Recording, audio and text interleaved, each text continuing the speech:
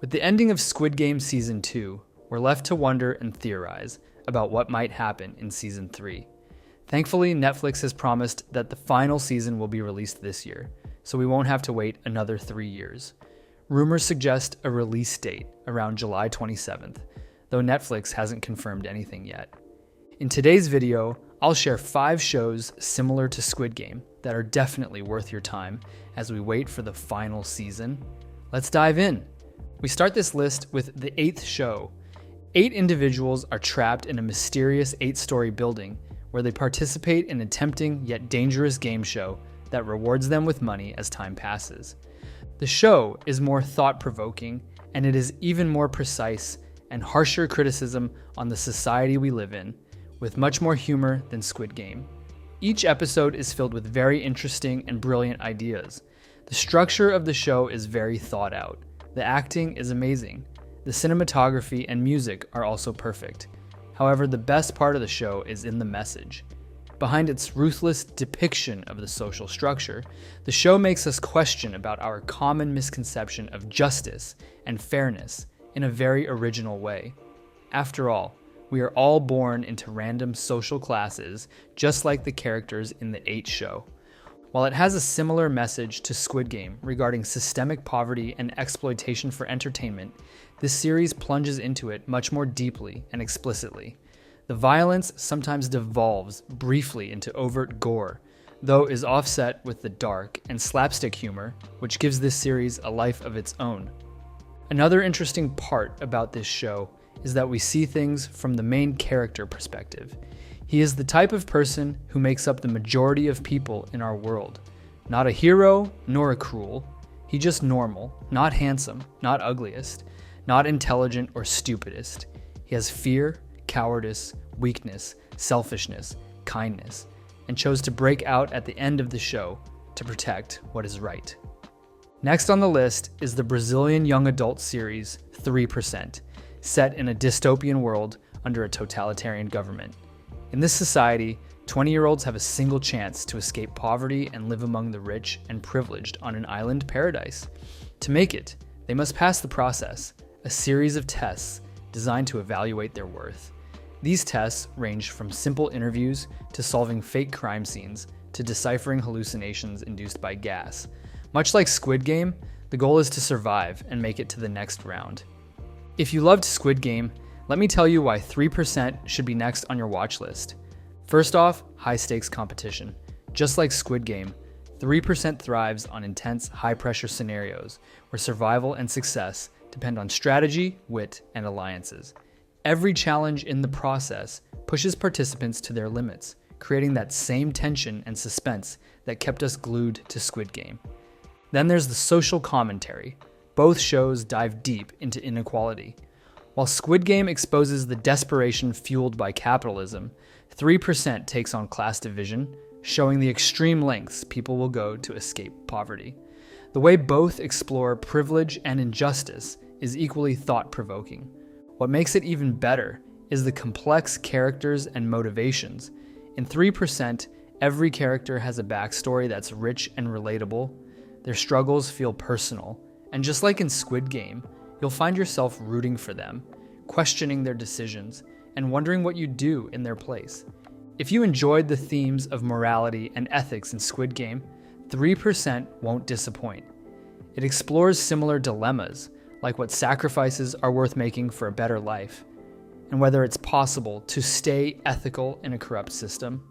And of course, there's the strategic alliances and betrayals. The participants in 3% are constantly navigating trust and deception, knowing that their survival often comes at the expense of someone else's. It's the same kind of mind game dynamic that made Squid Game so addictive. But here's what sets 3% apart: a unique perspective. While Squid Game leans into despair, 3% offers a glimmer of hope. It focuses on resistance, change, and fighting back against an oppressive system. Plus, the Brazilian setting and cultural elements make it feel fresh and original. Moving on to the third choice, which is my favorite show on this list, we have Alice in Borderland. If I'm being honest, I liked this show even more than Squid Game. a TV series where participants from diverse ages and backgrounds are unknowingly forced into life or death games, facing brutal consequences if they lose. While the premise may sound familiar, Alice in Borderland premiered on Netflix a full 9 months before Squid Game. If you were captivated by the tension and moral dilemmas in Squid Game, Alice in Borderland offers an equally intense, yet distinct experience. Its unpredictable plot, complex puzzles, and exploration of trust and betrayal in a surreal, post-apocalyptic setting make it a must-watch for fans of survival dramas with a psychological edge. The series also dives deeper into the mechanics and logic of its games, appealing to those who enjoy intellectual challenges alongside emotional storytelling. The story follows Arisu, a video game-obsessed individual adept at problem-solving, and his two friends, who mysteriously find themselves in a parallel Tokyo. Following signs to a game arena, they quickly discover that once they enter the bounds of the competition, they will be shot by a laser if they leave. Playing cards symbolize the game's complexity, and the higher the card, the longer players get on their visa. The goal of the TV series is for the characters to collect all 52 playing cards and return to their original world. The number 4 spot is occupied by a reality show. Physical 100 is essentially a real-life Squid Game, minus the gory deaths and string pulling behind the scenes. The gist is this: 100 contestants compete against each other in various challenges, with losers being eliminated and others moving on until only one person is left. The Korean series puts a premium on the perfect human body, enlisting bodybuilders, MMA fighters, military personnel, and more. The winner of this show receives a prize of 300 million won, the equivalent of $240,000. I do want to give a little warning about the biggest downside of this series: excessive recuts. There are too many repeated action shots, which can get a bit repetitive. However, if you can look past that without getting bored, then Physical 100 is definitely a must-watch. And lastly, we have the Liar Game. Liar Game is a manga created by Shinobu Kaitani about a gullible woman who gets tricked into participating in a very high-stakes game of deception and manipulation.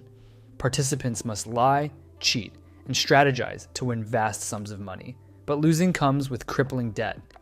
You have before you a game in which you think you know the rules, and always finds yourself dazzled by the ways they are being twisted to make a whole new game on which the most cunning will win. What is more about this is that Hwang Dong-hyuk, the creator of Squid Game, has explicitly said in interviews that Liar Game was an inspiration for the Squid Game. So what better show to watch until the arrival of Season 3 than the actual inspiration for the show? And there you have it, 5 must-watch shows to fill the Squid Game-shaped void in your watch list.